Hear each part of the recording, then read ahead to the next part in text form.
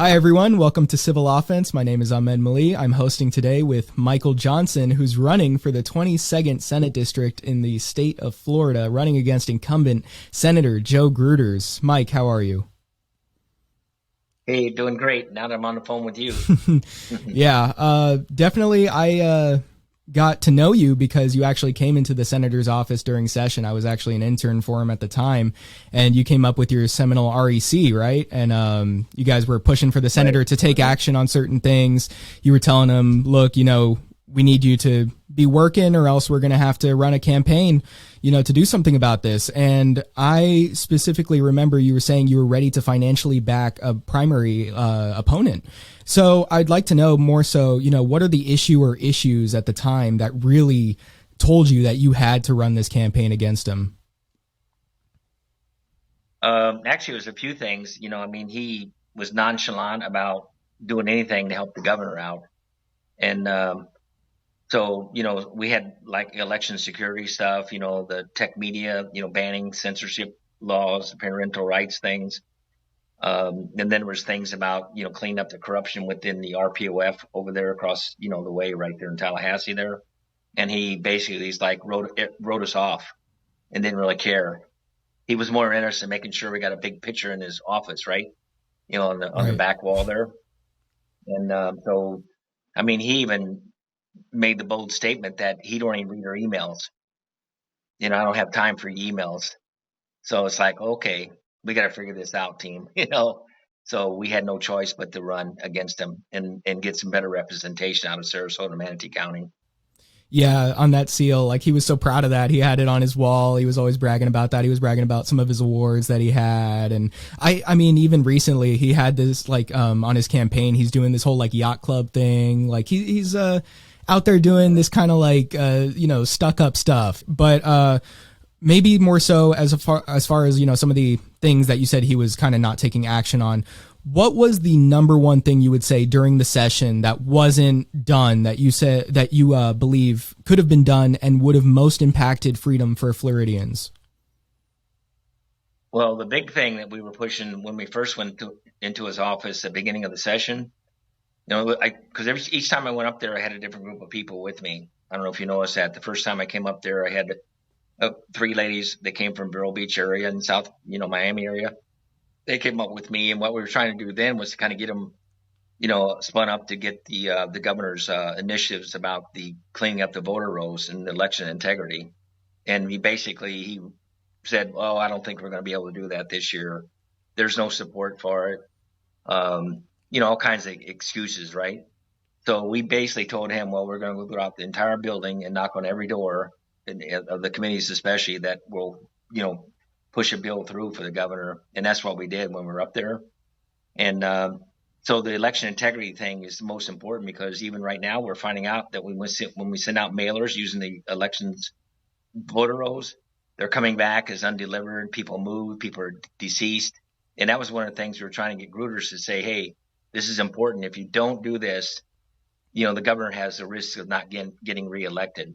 So we had to go with our own path. There's other groups out there in Florida too that were doing it concurrently with us. And but during the session, when we come knocking on the doors, a lot of times, the Grutter wasn't there. Remember, we come in there and he was never there. Right. Remember, we handed out paperwork to the team, to his staff, and all that. Remember, you were there. Right. So, but we kept working throughout the halls. Those days, come up there several times, worked in the evenings with the senior staff, the House and the Senate, and the work with Kathy Mears with Senate President, Simpson's office. So we did a lot of things behind the scene, but Gruters couldn't be found. And he was the chair for the Education Committee in the Senate. But I remember him saying one time that, Florida wouldn't actually get, universal school choice on the level of what you saw in Arizona, for example. I don't remember the exact reasoning he gave for it, but seeing as he was the chair at the time, it seemed like he was in a position to do something about that. Now, you did say you worked even with people from Wilton Simpson's office. I mean, I'd like to know a little bit more about that, maybe. What sort of actions were you taking when you went into those offices? So you want some inside scoop? For sure. Because I might get people in trouble. Let me say, because before you mention that, I'm just saying, like, you went up there with, the Seminole REC and other members from there, and you definitely went in and you went into, like, different, I assume, like, bureaucrats' offices and, like, different politicians' offices. Right. You wanted to circumvent sort of the legislators and get into the people that were really sort of pulling the strings. So it's like, I guess I would like to know a little bit more about that. I mean, that seems like some political activism that's definitely good to know. It's like, this makes you seem like you're actually doing something out there. It's very interesting. Exactly, because we, when we first came up there the first time, when you saw me probably the first time in our teams, we were actually trying to do, I guess, I don't know the words correct when we say lobbying, but actually encourage, right? Please help, I'm saying, the governor with his initiatives. So we were visiting the politicians, right? The people that are all elected. It was fun, getting in, talking to them and everything and doing the best we could to get them involved, right? But then we realized that, when we started, seeing some of the staff people nonchalantly in the first meeting, then we thought, we need to go back and actually talk to them. So what happened is that I brought another couple guys. They're experts in this election law.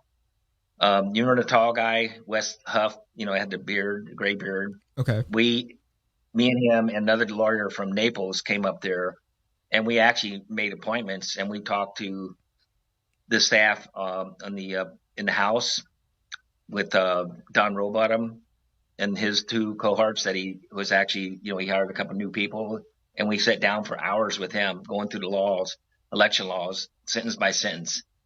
And it was very educational for the young folks that were in there that they just hired to find out what all the problems were in the laws. And he spent a lot of time with us doing that. We also worked with behind the scenes with the governor's office.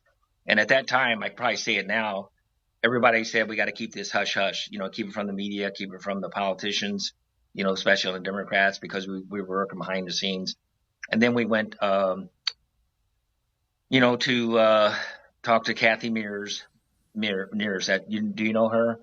Kathy Mears. Sounds familiar. She's the senior staff for President Simpson. Oh yeah. And it was really funny. She was there. The bureaucrats were working, right? The paid people.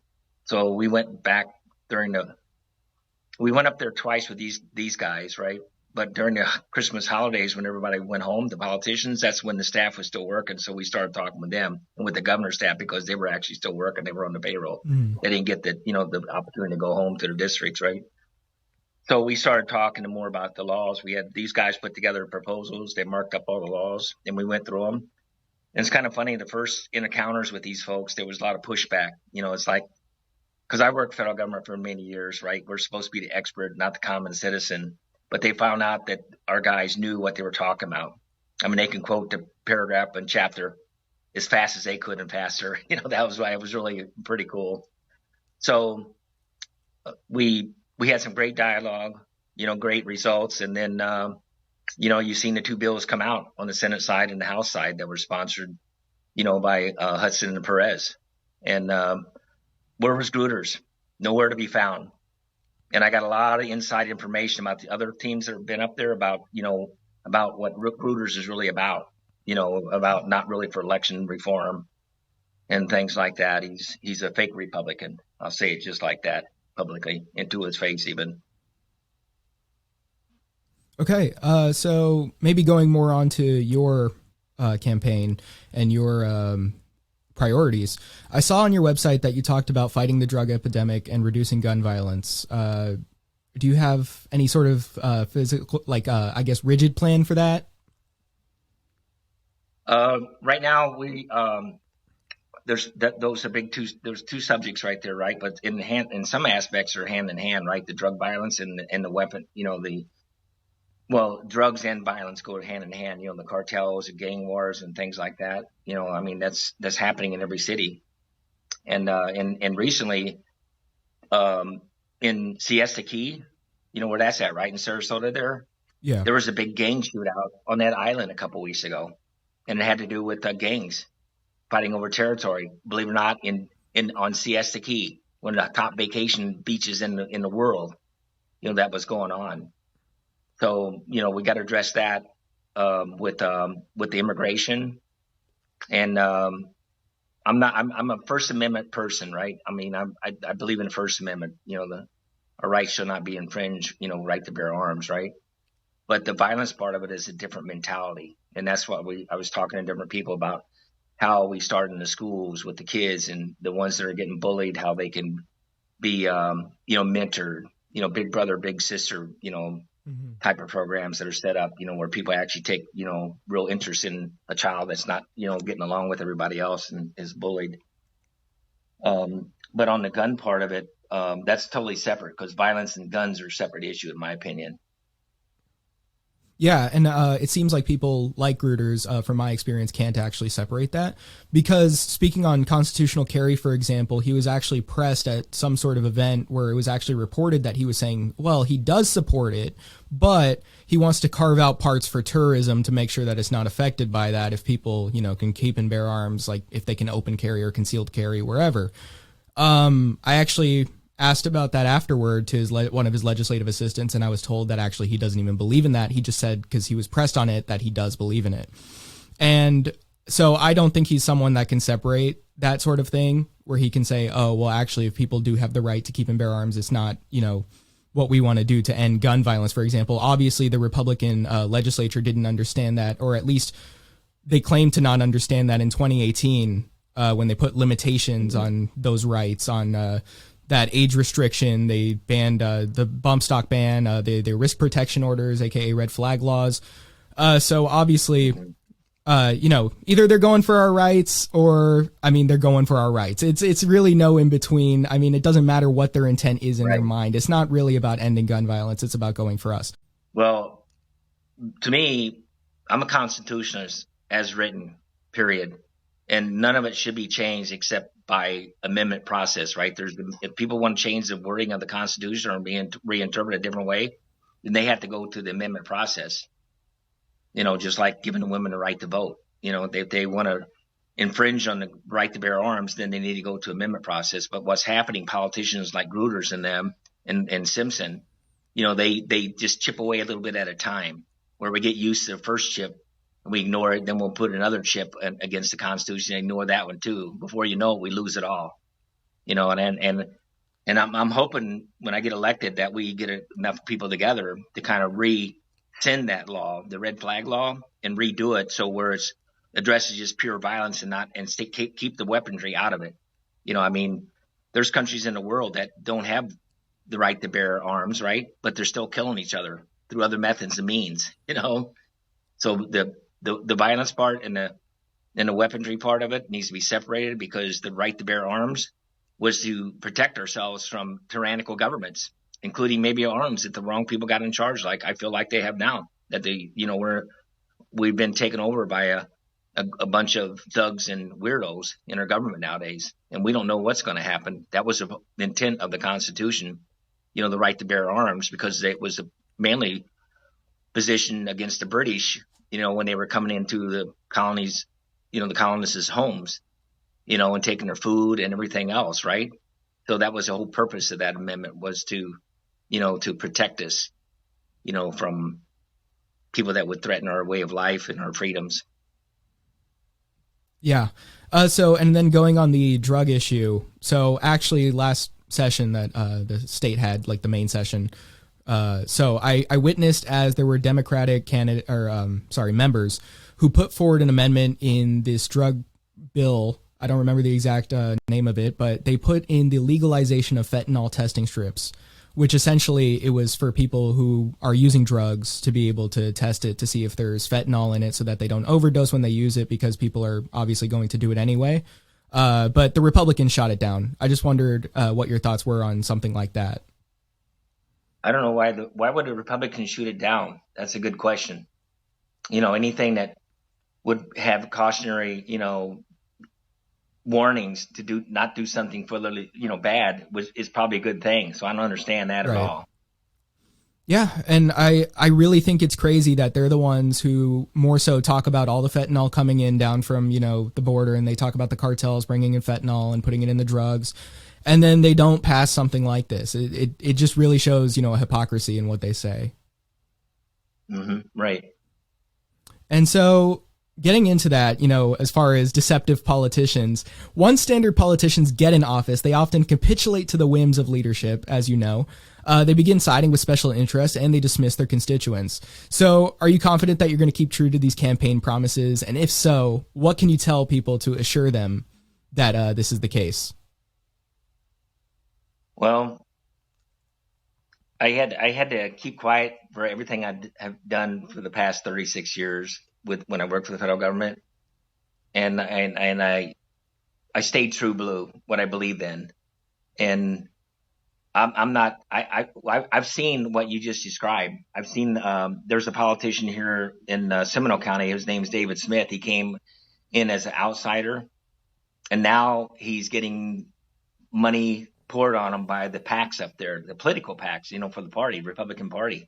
It's not just the other PACs that are out there that are, throwing away money, but the actual political parties themselves, Democrat and Republicans, came together to enrich themselves in their coffers. And then when people like me take them on, then they throw the money out there to try to keep us from, getting them, thrown out of office. So the Dave Smith guy, he ran on, grassroots, conservative local values, but now he's part of the, we call it the cabal, the Republican cabal in Tallahassee there. So now he's taking the money. And then one of the meetings recently, someone asked him about what we're going to do about taking away PACs. Oh, no, we won't touch the PACs. You know why? Because now we just looked at his financials last night. We kind of look at everybody about what money they're getting and where they're getting it from. He's got $350,000 in his finance bucket there for a job that only pays like $26,000 a year. And I tell people, I'm retired. I live off annuities. And I don't need the money, and it's not for me to go up there and make money. And I tell people too, if any PACs want to take money from me, I say donate it to the charity of your cause in the name of your PAC. I don't want the money. I don't need the money. Oh, the powerful lobbyists, they're not powerful. Anybody takes money from them makes them powerful. If you don't take money from them, they have no power whatsoever. And if you don't vote the way they want to, you take away their power too. They're not powerful. That's another BS way of saying, oh, yeah, the lobbyists have power. That's because you guys give it to them. I'm not going to give it to them. I'm going up there for principles. When you saw me up there, we were up there fighting for the languages and the bills. We weren't doing anything else, and that's why I intend to be that way. And I'm going to do it one time, and that's it. Then I want your generation, you guys, to start running. You know what I'm saying? Because I love it when I see young folks your age running for office. I love it. And that's my claim to fame, because when I was in the government, I actually encouraged when I seen great people to get them promoted. I remember I had a 30-year-old young man that became a GS-15 because I pushed him to the top because I believed in him. And that's what I want to do with the future, get people inspired to run like you to office someday, and try to do what I can to get rid of all the this corruption in the lobbying dollars, and because I don't need no money to have me, do the right thing. It's like down in the events that we attended down there over the past few weeks in Sarasota and Manatee County, my role is a representative for that area, right? And to bring things forward from those counties to the state. And if we need to, we'll apply them throughout the state. But if not, we can get local things passed that affect just the counties that I'm representing, right? I don't need no money, to get, to me, getting back into office again. So I won't be taking any PAC money, period. And if we develop a graph, and you could see it easy on the website where the donors come from, that most of Gruters' money came right before the session. And it books up, right? And we color code the money came mostly for PACs and for corporations, like Universal Studios. For example, the state employees union, so then after the session's over, then there's a few dollars sprinkle in during the year. And for the next session, time frame when I saw you, the donors started pouring in again to PACs, and they're all staged out of Tallahassee or California or New York or whatever, the United States, right? So that money that he put in his coffers is actually what's being used against me to take out ads and flyers and put up the big signs he has all over Sarasota. He spent about $16,000 in big signs. They're all over Sarasota. and he got that money from PACs. The money wasn't used to influence our bills for me and you. It was for the campaign against people like me. That needs to stop, and I'm not going to do it. That's one of the things that we talked about all the years of my life about corruption in politics, the big money payoffs and stuff. It's about pay for play. And we didn't do that up there in Tallahassee. When we came in, we didn't give Gruters a dime. If that's what you need to make a bill for someone, then you're corrupt and you're disgusting. Okay, so one thing that you probably know about better than me was that after the session, there was the whole DeSantis going after Disney. I don't know exactly how Gruters voted on that. But during the session, what I do know is that he proposed an amendment that would have taken out the state's anthem and replaced it with It's a Small World from Disney. And I assume that was, obviously he was paid to do that. Most of his bills were from someone else, not even him. So maybe you have some sort of insight on that, or maybe you just have some sort of comment on that event. Government's getting involved in this. The personal workings of the business shouldn't be allowed, period. The constitutions of the United States and, Constitution of Florida, the Commerce clauses actually was the benefit of business as a whole, not to favor or target, a specific business. So I'm not really a big fan of what's going on there at all, to be honest with you. Yeah, for sure. And I mean, either way they're voting on it, I'm sure there are politicians taking some sort of money from these corporations anyway, because obviously Gruters was taking money for that. There was another, believe she's a representative, Mariano. She was taking money because she voted against the parental rights and education bill from some corporation. So either way, they target them anyway. There's so many inner workings that we're not, privy to. So obviously it's hard to make assumptions on what's actually going on back there. But one thing related to that is that your legislative priorities include eliminating redundant state agencies, limiting payouts to politicians, and campaign finance reform. So can you expand upon this plan for taking on the bureaucracy and special interests that pull the levers of the state? It's going to be a big job, because I know that with the big click, they'll just put you in the basement. I mean, they do that in Congress, the people that, are like rogue and don't run with the ballroom crowd. And the same thing happens in Tallahassee. Right. So a lot of my tactics are going to be kind of like rebuild while and after I doing them, what I'm saying, dealing with people, behind the scenes with that kind of, legislation and attempts to get it, exposing people and educating people. I mean, when we did the layout of the donors and how they came in and donated to Gruters' campaign the last week or so, we revealed that to a lot of people. We made handouts. People going, oh my God, they don't know that no one's actually gone out there and publicized how all the inside workings work with these politicians and the payoffs they're getting behind the scenes. You go, I think it's Hayes Street right there across from the Capitol, on the north side there, the restaurants there. You go in there before the session starts and you'll see the politicians meeting with different people. And that's where money handouts are taken. I witnessed it, acknowledged it. I'm saying to the politicians, hey, what were you doing with that pretty blonde there? That's the president of XXX, right? Yeah. I won't name their names because I still know who they are, but that kind of stuff goes on, but the general public has not gotten that movie yet. And guys like you, I would love to see you guys go up and do documentaries on how that system works up there, because it's totally corrupt the way they're collecting money. Right. I mean, who in their right mind would spend $1 million to run for a seat that pays $26,000 a year? I mean, it's ridiculous. But what it is all about is about all the money trading hands behind the scenes.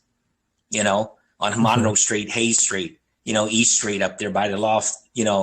I mean, you could do guys. The Governor's Club right there by the Capitol.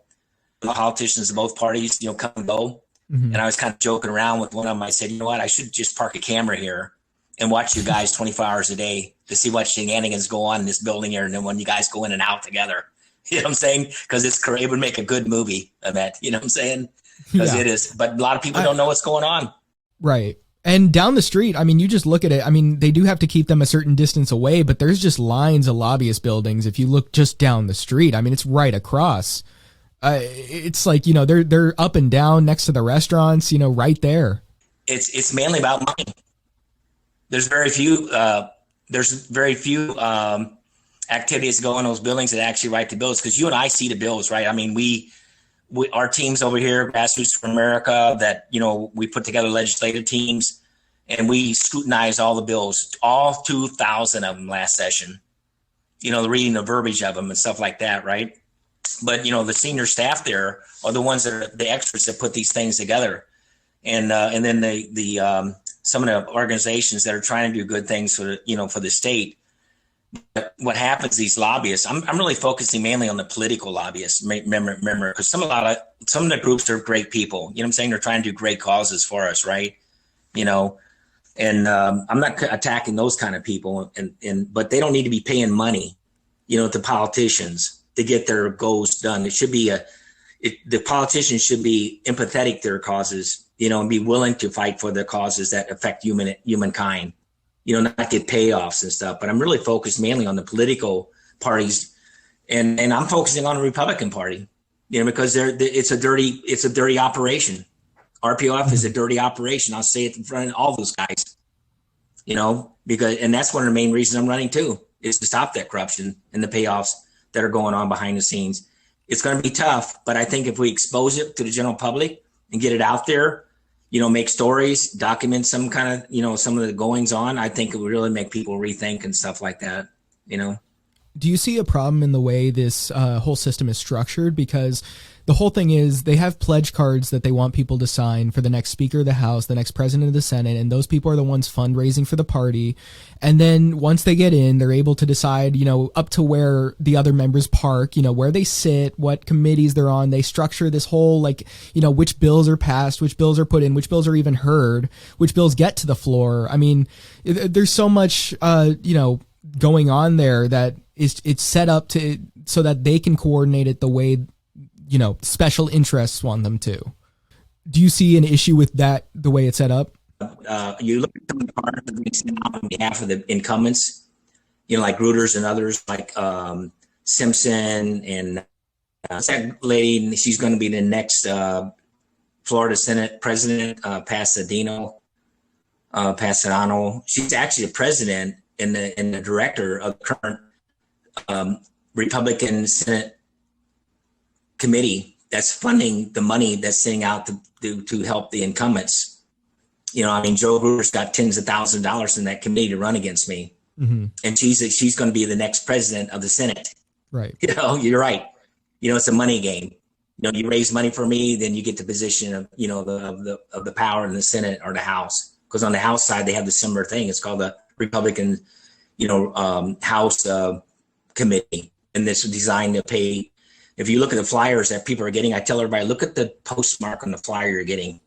It says Tallahassee. See that, folks?